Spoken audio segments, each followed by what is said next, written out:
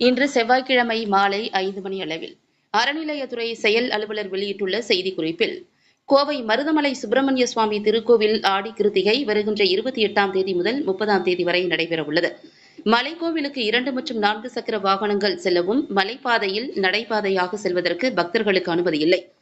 மலைப்பாதை படிக்கட்டுகள் வழியாகவும், திருக்கோவில் பேருந்து மற்றும் திருக்கோவில் மூலம் ஏற்பாடு செய்யப்பட்டுள்ள பேருந்துகள் மூலம் மலைக்கோவிலுக்கு சென்று சுவாமி தரிசனம் செய்யலாம்.